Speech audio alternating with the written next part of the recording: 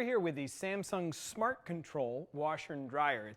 It's an interesting design. You may notice there's no knob, nothing. There's just this control right in the front. It's a touch screen. And it's actually quite interesting. It can show you all kinds of information about what kind of a cycle you're working on. You can scroll through all these cycles, and you're not limited to the number of cycles that can be displayed on a knob. So you can actually change up what you want for the dry level, for the temperature, for the timing, and it actually is, it allows you for a great amount of customization. The touch screen is good enough. You can make some custom ones as well, so you can have a particular cycle saved. That isn't necessarily what Samsung's been promoting with this dryer, however. They've been promoting something called Smart Control, and that's something that allows you to actually reach your dryer through your smartphone. Now, we gave it a try. There's an app you have to install. This has to be connected up to a Wi-Fi network or plugged into an Ethernet cable. And you also, every time you use it, have to press this Smart Control button. So even if this worked absolutely flawlessly, remember that you still have to press this button physically on the front of the machine every time that you plan to use the Samsung Washer Dryer app on here. So right now I'm inside this app. I'm going to press Indoor Control. I'm searching for this.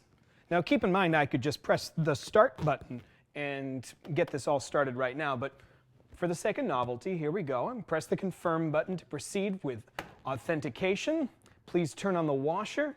Here we go. This may take up to 16 seconds.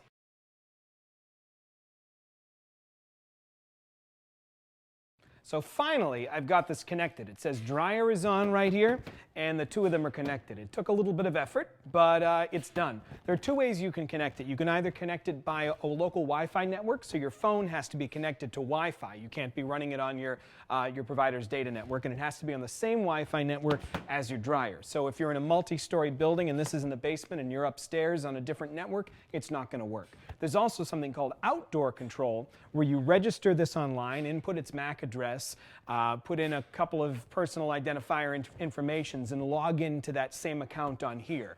That takes a while, but once you get it set up, you can run this remotely, being on a different Wi-Fi network. You can be anywhere in the country. However, you still have to press that Smart Control button and have the machine on.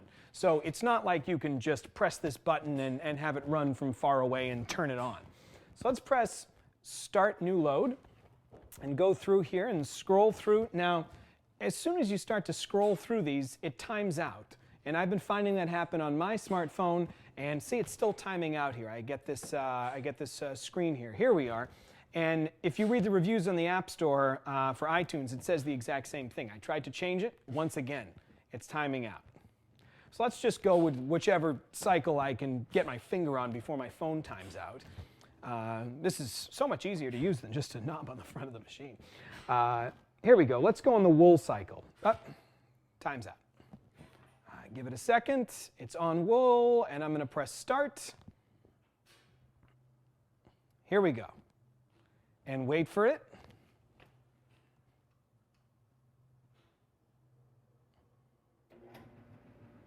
There we go. The wool cycle is started.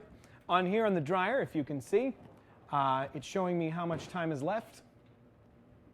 This is also showing me how much time is left over here as well on the front of the machine. So that's just a little more information. It gives me an estimated finish time. I can pause it. I can stop the load. I can put this in my pocket. And I have that control. That's great. However, take a step back about the technology and ignore all of that and think about how you'd actually use that. Now, you're not supposed to ever run your dryer when you're not at home, because you could have a dryer fire, something could catch, and your whole house could burn down. In fact, it's one of the most common causes of house fires out there. So don't run your dryer when you're not home. This is basically encouraging that, for you to be somewhere else and turn it on and run your dryer.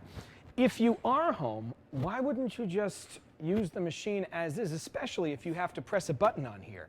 And even if all of those weren't an issue, say someone was at home and you wanted to throw something in the dryer remotely while you're at the grocery store or while you're leaving the office, someone would have to have put wet laundry in here first before you could start it up. So without some sort of laundry robot taking the wet clothes out of the washer and bringing it over here, and turning on the washer and pressing that button, it's basically kind of a gimmick. It's kind of cool to have on your smartphone if you're on the 3rd floor and this is down in the basement and you have a really giant house to be able to see how much time is left on it. But, you know, chances are if you have a house that big, you might have someone doing it for you whose job it is to watch this. So it really is cool to have this touchscreen display in the front because it gives you a lot of customizability. The issue comes with that smartphone app.